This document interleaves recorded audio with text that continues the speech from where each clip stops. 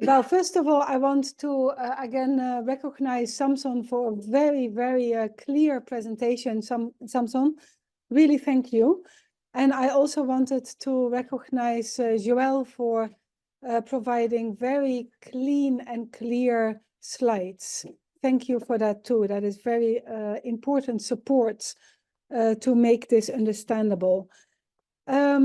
So we have good fair tooling in VODAN-Africa now. We have all the necessary elements at this that we need at this stage to provide in residence semantic and machine actionable data that remain federated, create value within the facility, but are accessible by algorithms and queries for further knowledge production. And we also have the services to sustain this. And we also have the training, as Samson demonstrated, to sustain this as well. So what we are very proud of to conclude at this time is that within 3 years, Beth remembers, we started in March 2020 together with a series of, Eric, 40 M4M workshops to begin to train our community and to set up a community fair data infrastructure, right? 23 weeks of workshops. 23 weeks of workshops. And then after that, that was taken over by the team of CEDAR from Stanford University, who trained our key data stewards. And then in the meantime, Samson and his team, as well as Rudwan, federated the whole infrastructure from CEDAR so that this would be both usable at federated level, something like that did not exist, and that it would be adapted to African circumstances, which includes the software, the operating system, and everything else that is relevant for that to function within that context. And so then what we wanted to test out was whether we could test that federated infrastructure into real data, real-time data production that would feed into parallel use cases, which is the whole point. If you verify at source, then the whole point is that from there, from that single copy semantic data instance, you feed onto any other parallel or subsequent use cases from which the life cycle of that data instance, to which that data instance contributes. And so the key essence of that is the data visiting of the queries to the residents where the data resides.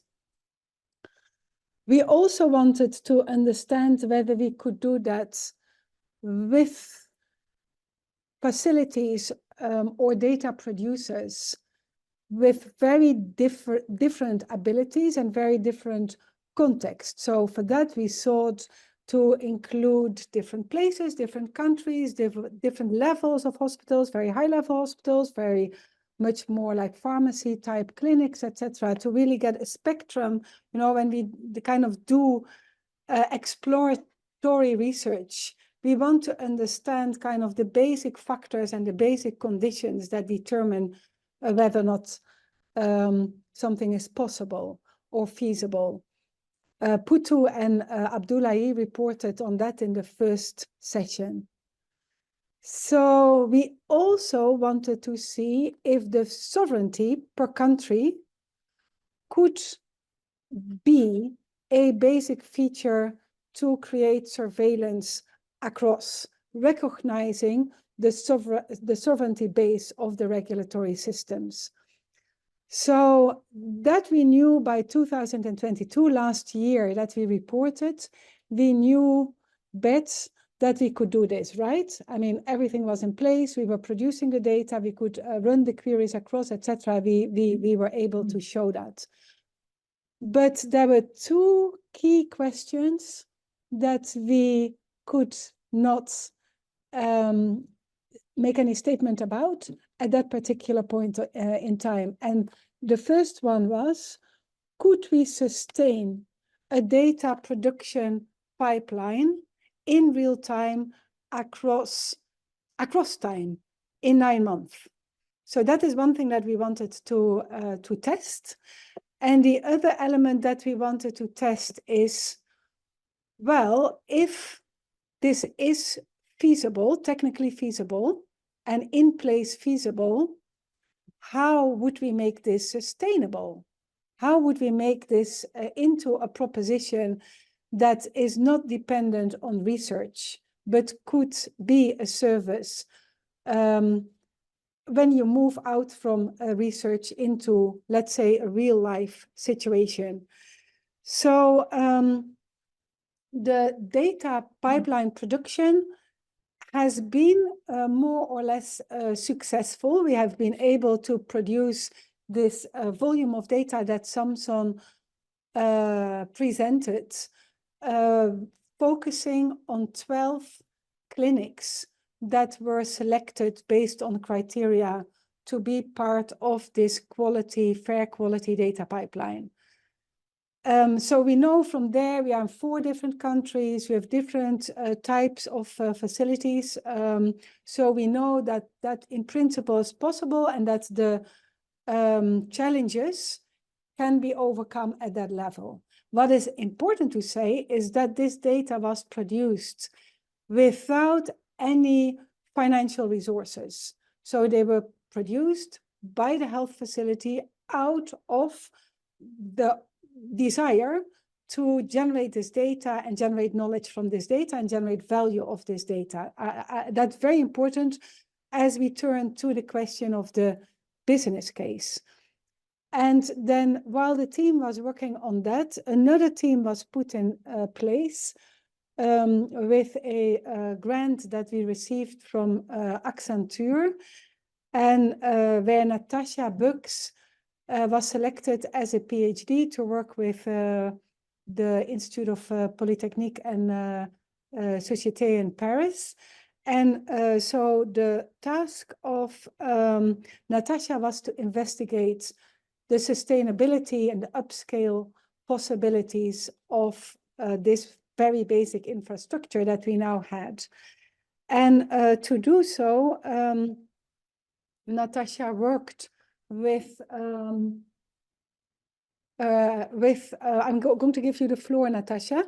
Natasha worked with Philips, with Rob, and also with Agmeya Simon, 2 experts in business development and innovation that worked with Natasha to see how the data could be structured in such a way that we could identify a model for a business case. And with that, I'm going to give the floor of Natasha. She has done a fantastic job. She only joined us in the first half of this year, and the results have really been very relevant for us to see the key entry points in bringing this to maturity in the future. And with that, Natasha, I hand over to you. Okay, great. Yes. Thank you, Professor Mirjam.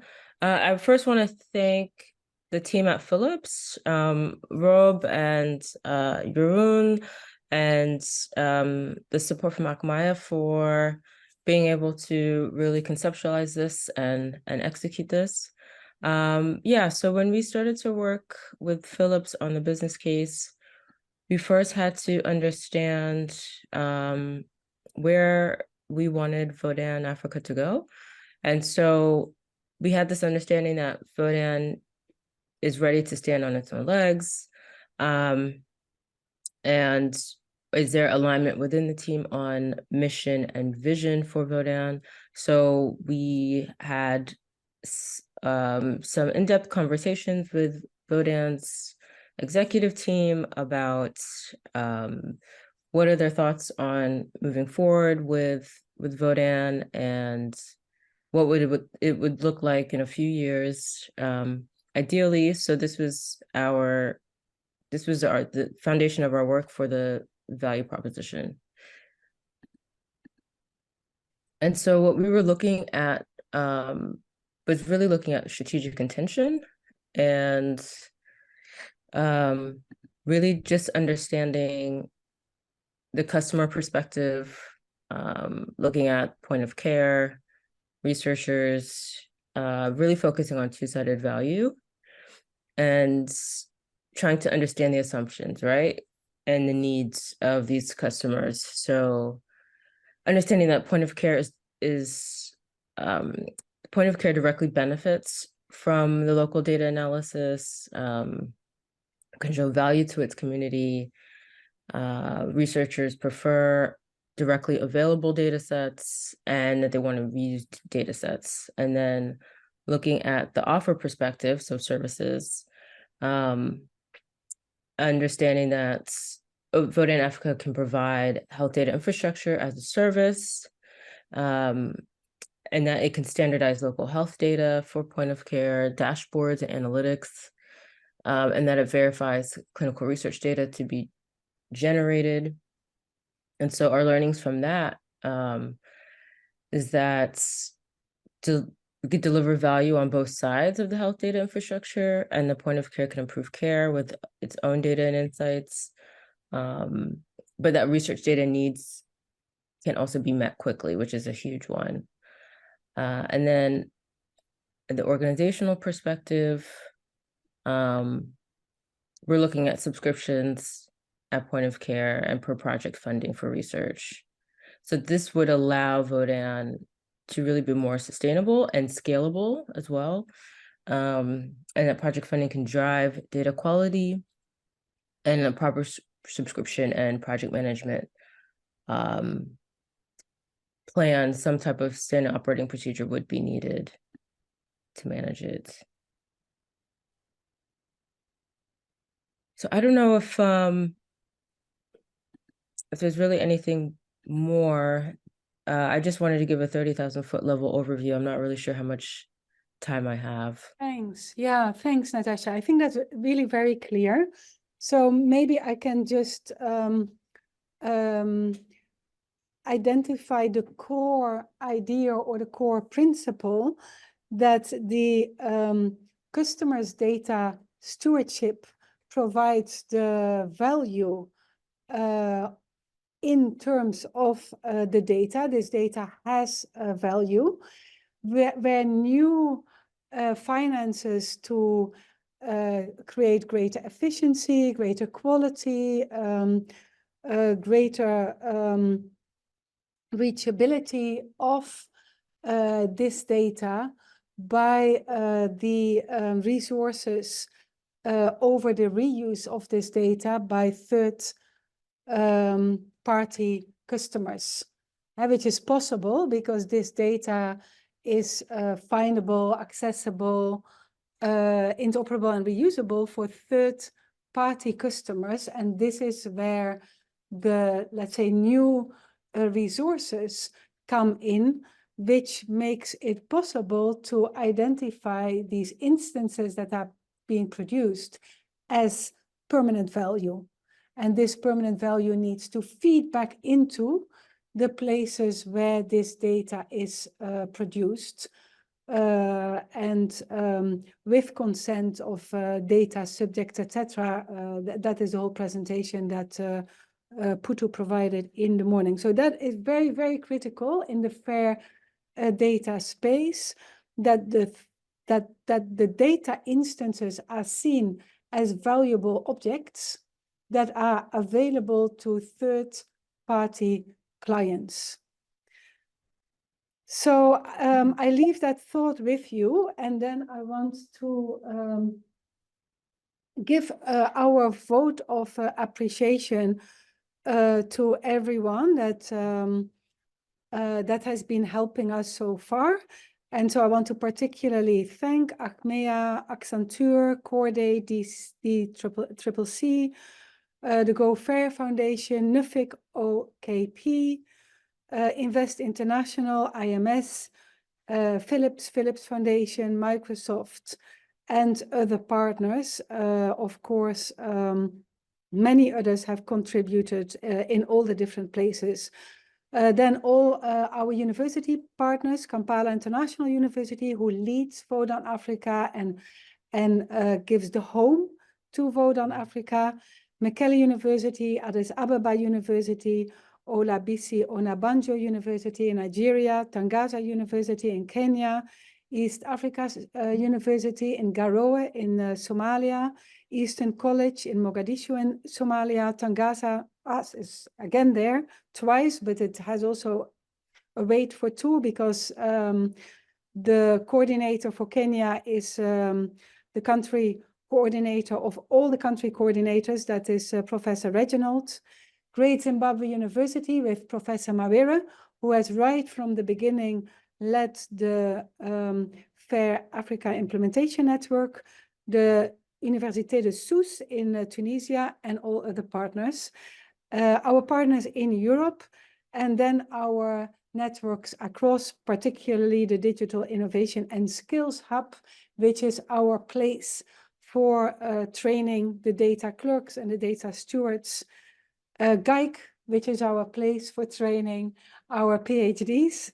And then the Africa University Network on Fair Open Science, which is our network to make sure that we promote fair open science across Africa, Europe, and all other continents. Also, of course, big thank you to our partners in the US, particularly CEDAR and Stanford University. So that brings me to the governance. So this is the governance structure of VODAN-Africa that we adopted this year. In fact, we adopted it in this semester. So from the beginning, VODAN-Africa resides in Kampala International University in Uganda, and which is the second ranking university of Uganda and the first ranking private university in Uganda, adopted by the KIU Senate as a principal international research program. And then from there, the presidency of the VODAN-Africa Foundation is formed by Vice Chancellor of KIU, that is Professor Mpeza Mihigo, Vice Chancellor Francesca Oladipo, who previously was the lead from KIU, and then was herself promoted to the level of Vice Chancellor, so we're very proud of that. And then Han Baartmans, who is here, Han, from this side, and James Wilderspin.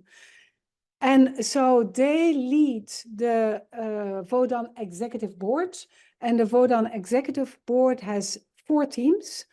All the country coordinators, sometimes there are 2 country coordinators, some countries are so big that they are, well, as big as France and Germany together. So, for instance, in Nigeria, we have two country coordinators, and the coordinator of the coordinators is Dr. Reginald. Then we have the technical team, which is led by Samson, you heard him, and Rudewan, you heard him as well. Then we have the medical and outreach team, which is also looking at, you know, the whole organizational setup of this towards the future into the business case. And that is led by Professor Kaharuza, a medical doctor, and Lieve Frans, also a medical doctor. Both have also huge experience in international collaboration and international policy on health innovation. I think Professor Frans, in any case, is here, Prof.